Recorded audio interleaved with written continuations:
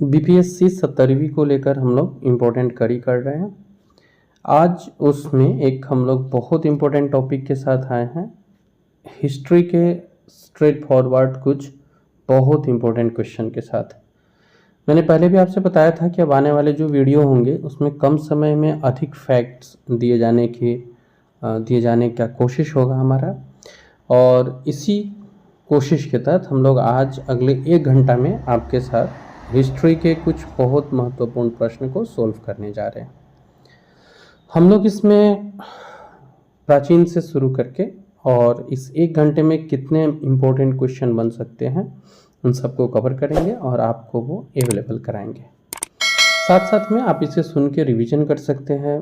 पहली बार है आप चैनल पे तो सब्सक्राइब कर लीजिए, ऐसे प्रिपरेशन करने वालों तक शेयर कर दीजिए और कमेंट बॉक्स में बताइए कि और किस टॉपिक पे हम बना सकते हैं और कैसा करना अच्छा होगा हम सभी के एग्जाम के दृष्टिकोण से। तो शुरू करते हैं। हड़प्पा सभ्यता किस युग की है? तो ये कांस्य युग की है। इस सभ्यता की खोज किस वर्ष हुई? तो यह वर्ष था 1921। हड़प्पा निवासी किस प्रमुख धातु से अपरिचित थे?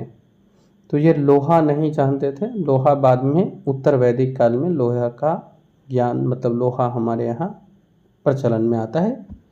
सिंधु घाटी सभ्यता में विशाल स्नानागार मोहनजोदड़ो में मिला है। भारत में खोजा गया सबसे पुराना शहर हड़प्पा था। हड़प्पा सभ्यता में हल से जोते गए खेत के साक्ष्य कालीबंगा से मिले हैं। ये आपको एक मैप में आप देख पा रहे हैं, ये जितने स्थल हैं ये सब हड़प्पा स्थल हैं। पाकिस्तान में भी कुछ इम्पोर्टेंट हड़प्पा सभ्यता के स्थल पाए जाते हैं।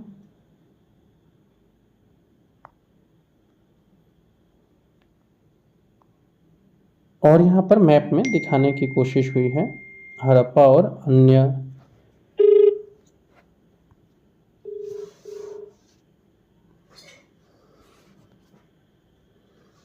इसके बाद हम लोग हड़प्पा सभ्यता के कुछ और इम्पोर्टेंट फैक्ट्स देख लेते हैं।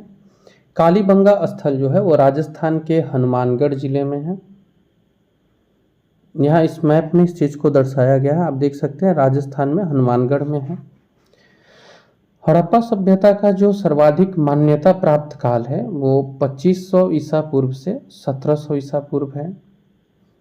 मीन्स अलग अलग इतिहासकारों ने अलग अलग समय बताया है, जिसमें जो सबसे अधिक मान्य है वो ये समय है। जैन धर्म के प्राचीन आगम ग्रंथों की भाषा प्राकृत थी। 1341 ईस्वी में मोहम्मद बिन तुगलक के दरबार में अपना राजदूत भेजा था चीन के शासक तोगन तिमूर ने। तो ये तोगन तिमूर चीनी शासक है और ये मोहम्मद बिन तुगलक के दरबार में अपने राजदूत को भेजते हैं, तोगन तिमूर। मयूर सिंहासन किसने बनवाया था? तो ये शाहजहां थे बनवाने वाले। शाहजहां अपने बेगम मुमताज के लिए जाने जाते हैं। यहाँ तस्वीर में आप मयूर सिंहासन को देख पा रहे हैं। तो शाहजहां की बेगम मुमताज महल थी और मयूर सिंहासन को बनाने वाला जो कलाकार था इसका नाम था बादल खान। दिल्ली के सुल्तानों में मोहम्मद बिन तुगलक ऐसा सुल्तान था कि इसने योग्यता के आधार पर पद देना प्रारंभ किया था। एमबीटी या मोहम्मद बिन तुगलक आप कह सकते हैं। मोहम्मद बिन तुगलक ने अपनी राजधानी दौलताबाद रखी थी और मोहम्मद तुगलक के दरबार में अलाउद्दीन बर्मी ने अपने 17 साल गुजारे थे। कन्नौ वंश के अंतिम शासक थे सुशर्मा, जबकि सातवाहन वंश की स्थापना की थी सिमुक ने। भारत पर आक्रमण करने वाले विदेशी आक्रमणकारियों का प्राचीन काल में जो आए इनका क्रम है, यूनानी सबसे पहले आते हैं, फिर शक, फिर पल्लव और फिर कुषाण। गुप्त वंश के संस्थापक श्रीगुप्त थे। गुप्त वंश का पहला सम्राट बना चंद्रगुप्त प्रथम। इन्होंने गुप्त संवत की शुरुआत भी की थी। तो गुप्त संवत की शुरुआत करने वाले चंद्रगुप्त प्रथम थे।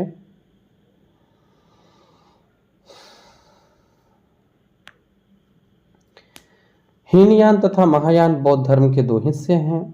चंद्रगुप्त प्रथम के बाद गुप्त वंश का शासक समुद्रगुप्त बना। समुद्रगुप्त को ही भारत का नेपोलियन कहा गया है। समुद्रगुप्त के दरबारी कवि है हरिसेन, जिन्होंने प्रयाग प्रशस्ति में समुद्रगुप्त की प्रशंसा लिखी है।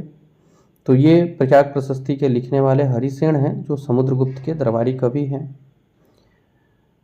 एक और प्रश्न इससे पूछ लिया जाता है कि प्रयाग प्रशस्ति में किसके गुणों का वर्णन है, तो समुद्रगुप्त का है। कनिष्क कुषाण वंश का शासक था। गुप्त काल में सोने के मुद्रा को दिनार कहा जाता था। तो गुप्त काल में जो स्वर्ण मुद्राएं होती थी उसको दिनार कहा जाता था। कृषि के विकास के लिए एमबीटी यानी मोहम्मद बिन तुगलक ने दीवाने कोही विभाग की स्थापना की। मोहम्मद बिन तुगलक ने चीन के शासक तोगन तिमूर के दरबार में अपना राजदूत बनाकर भेजा था इब्न बतूता को। मोहम्मद बिन तुगलक को मानसिक रूप से विक्षिप्त मानने वाले इतिहासकार है एल फिंस्टन, जो कि ब्रिटिश इतिहासकार है। महावीर वर्धमान ने मीन्स महावीर स्वामी ने जैन धर्म के सिद्धांतों में 5वां सिद्धांत जोड़ा था, जो था ब्रह्मचर्य। महावीर के निर्माण के बाद जैन संघ का अगला अध्यक्ष सुधर्मन हुआ। वैदिक काल में जौ को कहा जाता था। दिलवाड़ा के प्रसिद्ध मंदिर जो जैनियों के लिए है, इसे सोलंकियों ने बनाया था। बौद्ध धर्म के प्रवर्तक गौतम बुद्ध का जन्म हुआ था 563 ईसा पूर्व में। स्थान है लुम्बिनी।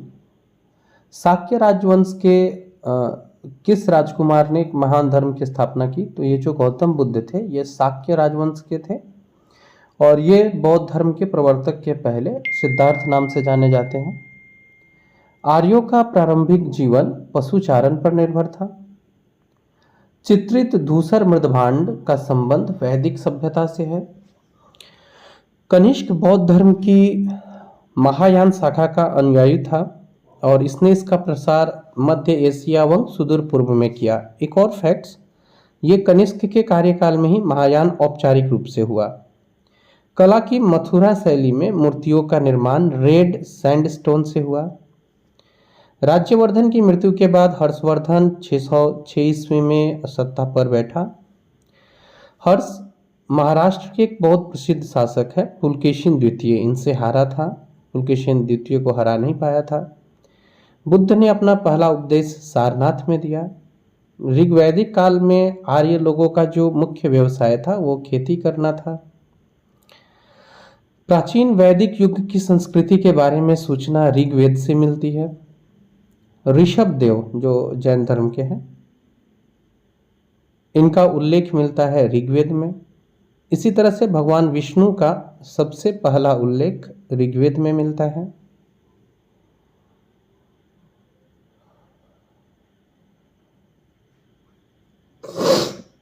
ऋग्वेद में वर्णित सभ्यता है सैनिक कुलीन तंत्र।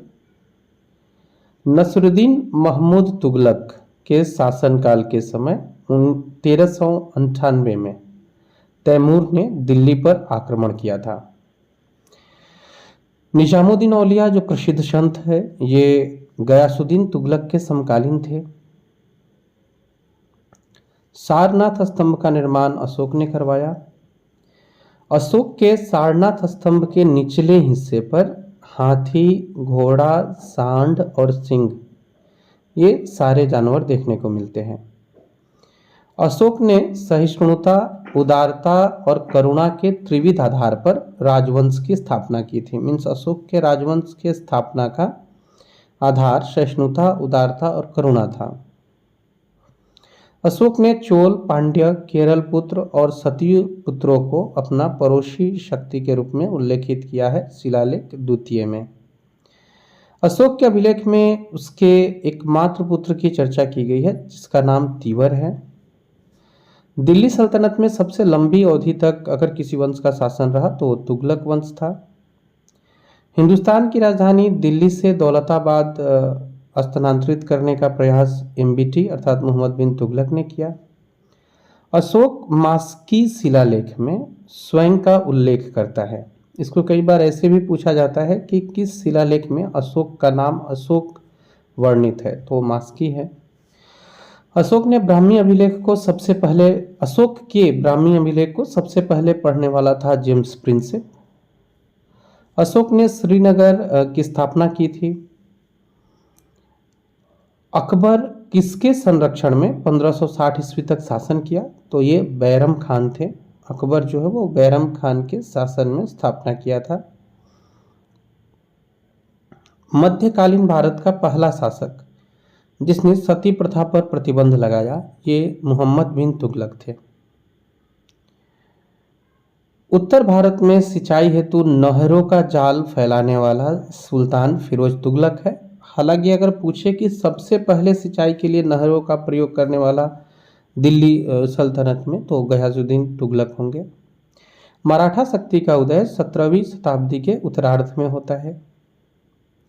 17वीं शताब्दी के उत्तरार्ध में मराठा शक्ति का जो जन्म हुआ, इसका नेतृत्व शिवाजी ने किया। बाबर का जन्म 24 फरवरी 1483 ईस्वी को फरगना में हुआ था। बाबर भारत पर जो पहला आक्रमण किया था वो यूसुफ जाइयों के विरुद्ध किया था, जबकि इसका जो पहला महत्वपूर्ण आक्रमण है 1526 में है, जो पानीपत की लड़ाई थी इब्राहिम लोधी और बाबर के बीच। तो ये 3 फैक्ट मिल गए हमें। 1526 में पानीपत का पहला लड़ाई होता है इब्राहिम लोधी और बाबर के बीच, और यही बाबर का पहला महत्वपूर्ण आक्रमण भी माना जाता है भारत के परिप्रेक्ष्य में। खानवा का युद्ध 1527 में हुआ, जो राणा संगा और बाबर के बीच था। बाबर और मेदिनी राय के बीच चंदेरी का युद्ध हुआ 1528 में। घाघरा के युद्ध में बाबर ने पराजित किया था महमूद लोदी को, जो इब्राहिम लोदी का भाई है।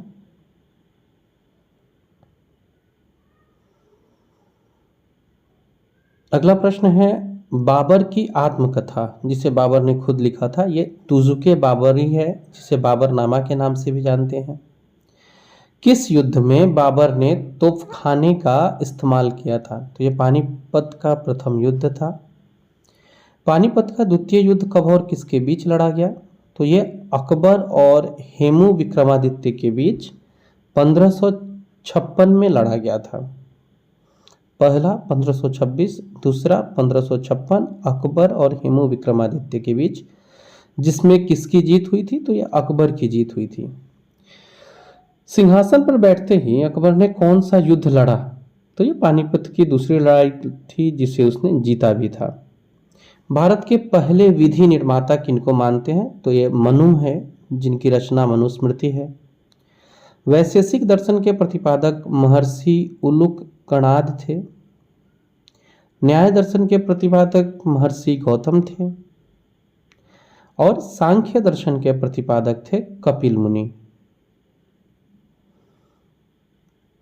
पूर्व मीमांसा, ये भी एक दर्शन है, इनके प्रतिपादक थे जैमिनी।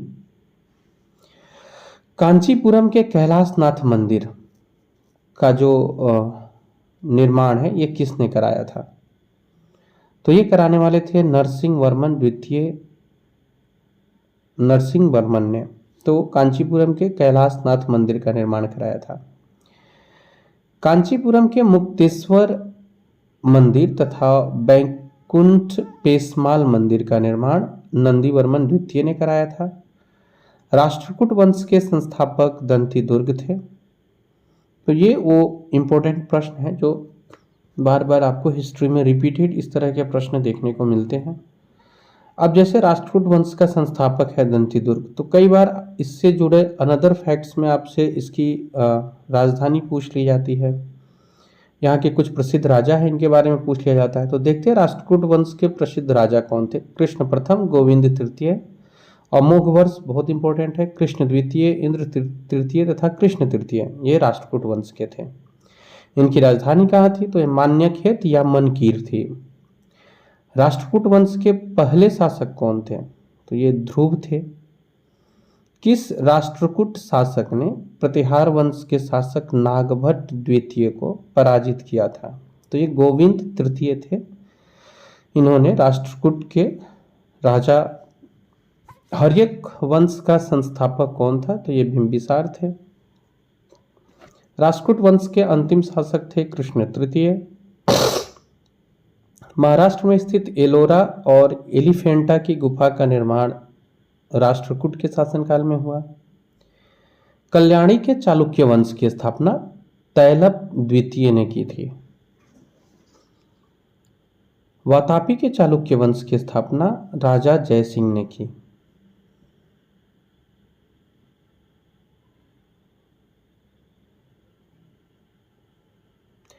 पुलकेशिन प्रथम, पुलकेशिन द्वितीय, विजयादित्य तथा कृतिवर्मन किस वंश के राजा थे? तो ये सारे राजा हैं चालुक्य वंश के। इसी के शासक पुलकेशिन द्वितीय ने हर्षवर्धन को हराया था। वेंगी के चालुक्य वंश के संस्थापक विष्णुवर्धन थे। चोल वंश के संस्थापक थे विजयालय। चोल वंश की राजधानी हुआ करती थी तंजावुर। परांतक प्रथम, राजराज प्रथम, राजेंद्र प्रथम, ये जो प्रसिद्ध नाम है, कुलोत्तुंग प्रशन, ये कुलोत्तुंग, ये सब जो राजा है ये चोल वंश से आते हैं। तंजौर का राजराजेश्वर शिव मंदिर ये राजराज प्रथम ने बनाया था, जो कि बहुत प्रसिद्ध है। चोल काल में किसी विद्यालय के रखरखाव के लिए जो भूमि दी जाती थी उसे शाला भोग कहा जाता था। चोल वंश का अंतिम राजा राजेंद्र तृतीय थे। चोल काल में सोने के सिक्के को कलंजू कहते थे। अभी जो हम लोग नटराज की प्रतिमा देखते हैं ये चोल काल की उत्कृष्ट कला है। चोल काल में विष्णु के उपासक को अलवार कहते थे, जबकि चोल काल में शिव जी के उपासक नयनार कहलाते थे। पाल वंश के संस्थापक गोपाल थे और पाल वंश की राजधानी हुआ करती थी मुंगेर। धर्मपाल, देवपाल, नारायणपाल, महीपाल तथा नयपाल ये सब पाल वंश के प्रसिद्ध राजा हैं। इसमें एक प्रश्न है जो कई बार एग्जाम में पूछे गए हैं, विक्रमशिला विश्वविद्यालय को लेकर। आप पिछले यूके पीसीएस का भी, उत्तराखंड पीसीएस का भी देखेंगे तो उसमें है विक्रमशिला विश्वविद्यालय की स्थापना किसने की थी? धर्मपाल थे। उदंतपुरी के प्रसिद्ध बौद्ध मठ का निर्माण किसने कराया था? तो ये देवपाल थे। पाल शासक किस धर्म के अनुयायी थे? तो ये बौद्ध धर्म के थे। नालंदा में एक बौद्ध विहार बनवाने के लिए किस राजा ने 5 गांव दान में दिया था? तो ये देवपाल थे। पृथ्वीराज राजसो की रचना की थी चंदवर दाई ने। किसके नेतृत्व में अरबों ने भारत पर पहला आक्रमण किया था? तो ये मोहम्मद बिन कासिम थे। किसके नेतृत्व में अरबों ने पहला आक्रमण किया था? तो ये मोहम्मद बिन कासिम है। और वर्ष है अरबों ने सिंध को जीता था 712 ईस्वी में। अरबों के आक्रमण के समय सिंध के राजा थे दाहिर। प्रथम तुर्क आक्रमण के समय पंजाब के शासक जयपाल थे। शुबुक्तगिन ये अल्पतगिन का दामाद था। महमूद गजनी शुबुक्तगिन का पुत्र था। महमूद गजनी ने भारत पर कुल 17 बार आक्रमण किया था, जिसमें इसका पहला आक्रमण 1001 ईस्वी में हुआ था। 932 ईस्वी में गजनी नामक साम्राज्य की स्थापना हुई थी और ये करने वाले थे अल्पतगिन। जो सुबुक्तगिन जिसका दामाद होता है सुबुक्तगिन, ये महमूद गजनी ने अंतिम भारतीय आक्रमण किसके विरुद्ध में किया था? तो ये इन्होंने किया था सिंध और मुल्तान के तटवर्ती क्षेत्रों के जाटों के विरुद्ध किया था। इसमें जाट पराजित हुए थे और सुल्तान की उपाधि धारण करने वाला पहला शासक बना था। सुल्तान की उपाधि धारण करने वाला पहला शासक बना था महमूद गजनी। अलबरूनी, फिरदौसी, उत्तबी तथा फारूकी किस दरबार के कवि थे? तो ये सभी महमूद गजनी के दरबारी कवि थे।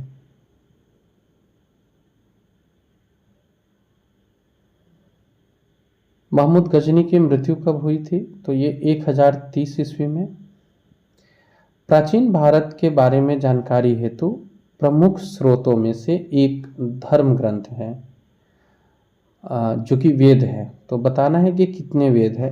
तो टोटल 4 वेद है, ऋग्वेद, यजुर्वेद, सामवेद और अथर्ववेद। किस वेद से हमें आर्यों के राजनीतिक प्रणाली तथा इतिहास की जानकारी मिलती है? तो ये ऋग्वेद से हमें आर्यों के राजनीतिक प्रणाली तथा इतिहास के बारे में जानकारी मिलती है। चारों वेदों में से सबसे प्राचीन वेद ऋग्वेद रहा है।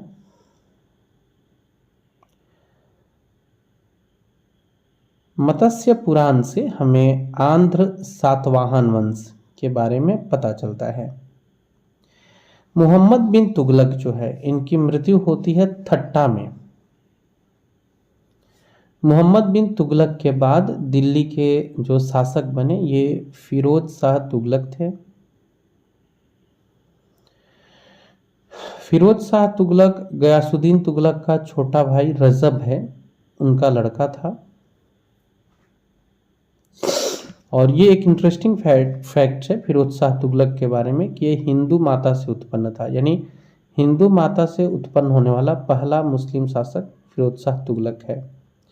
फिरोज शाह तुगलक ने इस्लामी कानून द्वारा स्वीकृत किए गए 4 कर को लगाया था: खराज, खम्स, जजिया और जगात।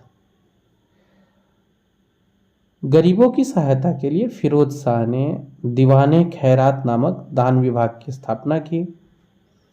सिंचाई की सुविधा के लिए फिरोज शाह तुगलक ने 5 नहर बनवाए थे और कृत्रिम झीलों का निर्माण कराया था 30। मीन्स फिरोज शाह ने नहर तो बनवाए थे, इसके अलावा कृत्रिम झील भी बनाए थे और एक कृत्रिम झीलों की संख्या 30 थी।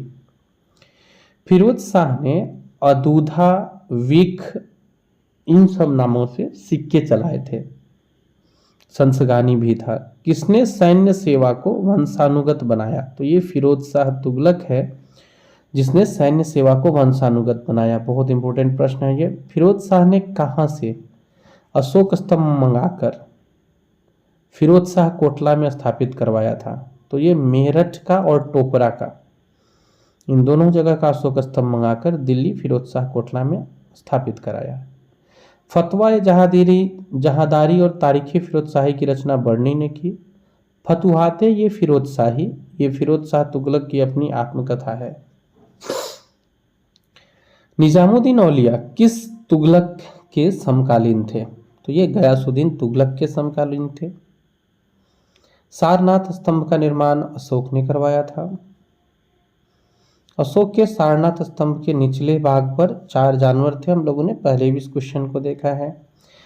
किसने सहिष्णुता, उदारता और करुणा के त्रिविध आधार पर राजवंश की स्थापना की थी? तो ये प्रसिद्ध सम्राट अशोक थे। अशोक ने कहाँ चोल, पांड्य, केरल पुत्र और सतियो पुत्र का अपने पड़ोसी शक्तियों के रूप में उल्लेख किया है? तो ये शिलालेख द्वितीय में।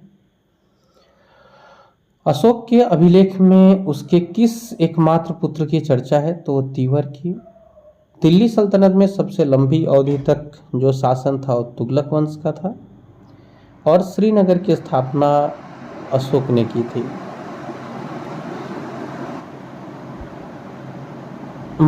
हिंदुस्तान की राजधानी दिल्ली से दौलताबाद लाने वाला भी शासक मोहम्मद बिन तुगलक है। अशोक ने मास्की शिलालेख में स्वयं का उल्लेख किया है। अशोक के ब्राह्मी अभिलेख को सबसे पहले जेम्स प्रिंसेप ने पढ़ा। तुगलक वंश का अंतिम शासक नसीरुद्दीन महमूद तुगलक है। ये फैक्ट्स हम लोग पहले भी पढ़े हुए हैं। मनसबदारी प्रथा किसने लागू की? ये अकबर है। ये आज का हमारा लास्ट क्वेश्चन है। नेक्स्ट इस वीडियो का अगला पार्ट मैं बहुत जल्द अपलोड करूंगा जिसमें आगे इतने ही स्पीड से और कुछ इम्पोर्टेंट प्रश्न आपको देखने को मिल जाएंगे। प्रसिद्ध लेखक, प्रसिद्ध राजा, दरबारी कवि और फिर राजाओं के कार्यों को भी हम लोग उस वीडियो में कवर कर लेंगे। फिलहाल आज के लिए इतना ही। मिलते हैं हम लोग अगले इम्पोर्टेंट वीडियो के साथ।